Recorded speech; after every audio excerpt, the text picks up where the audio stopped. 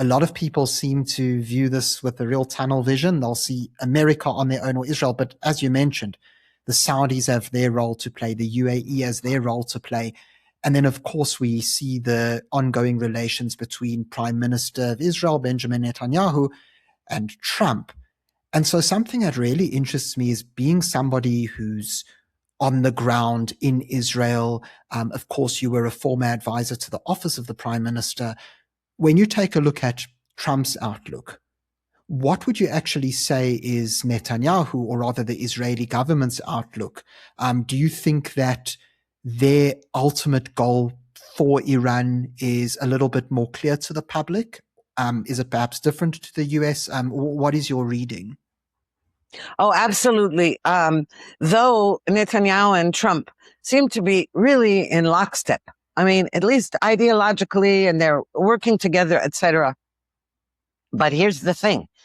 The Israeli people, and this includes leftists and right-wingers, I mean, it's unusual to have a consensus around any issue in Israel at all. But the one thing that everybody agrees on is that regime has to be toppled. That is not President Trump's goal, though he does understand that it's a little hard whether you have nukes or not. I mean, the regime, for example, if you have nuclear power for peaceful purposes and there's a friendly regime in power, you don't have to worry about it, okay? Right. It's precisely because of the evil nature of the regime that it's so crucial to rid them of nukes and prevent them from ever getting nukes. That's first of all. But Israelis understand that. Now also, don't forget, we Israelis are on the front lines of all these wars. The United States, you can't expect them to feel the same way, Americans, because they're not being bombarded by missiles and rockets and drones. And even though the Islamists say death to America and death to Israel, it's Israel, it's Israelis. We're the ones who keep running to bomb shelters, not Americans.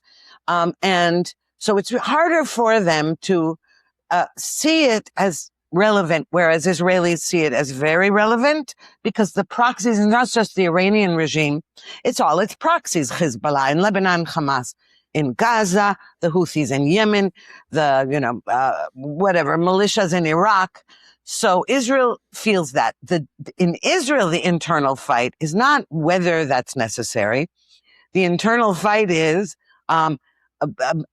between those who think the current government is a failure and not doing what it's supposed to do, or not doing enough, or doing too much, or whatever, and the others who say we could do it better. But it's not an argument over whether it's necessary to defeat the terrorists. Right, that makes a lot of sense. So it's more just internal, again, political discussion, and I'm sure it's become even more relevant with the elections coming up, and I'd certainly love to touch on that in a moment.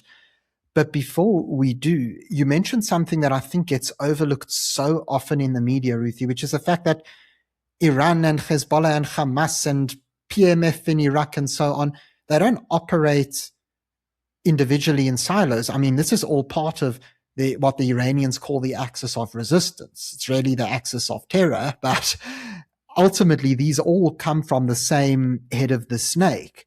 And we see how, of course, while the Iran war has continued, we've also got the current ceasefire at the time of recording with Lebanon, specifically between Israel and Hezbollah, who we know have violated the ceasefire on numerous occasions, but again, the ceasefire as a whole seems to hold.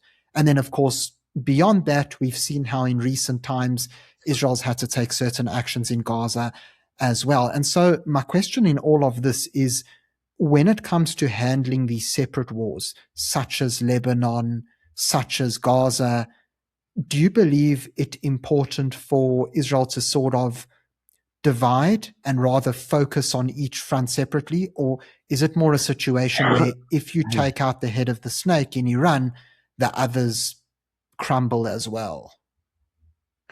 Well, obviously, the head of the snake is the most important part, but but Israel cannot, in the meantime, it does have to fight on all these other fronts, and has been. First, it was Hamas and everything. Now, I think that the Oxford English Dictionary is going to have to change the definition of ceasefire. Because since the so-called ceasefire is so-called holding between Israel and Lebanon, whatever, there's the Lebanese government and there's Hezbollah, which of course has infiltrated the government and has infiltrated the army and is, but never mind, there's talks between the Lebanese government and Israeli officials in Washington. But the fire has never ceased. Okay. Hezbollah continues to launch rockets and drones, at least at northern Israel. So what we call the ceasefire is they haven't hit Tel Aviv, let's say the center of Israel. They're hitting only the northern Israel. That's one thing. The other thing is that Israel has been eliminating terrorists in Lebanon every day. And yesterday, finally, the one thing that Israel promised President Trump we wouldn't do in this so-called ceasefire is not hit any targets inside Beirut, the capital. And last night we did. Right.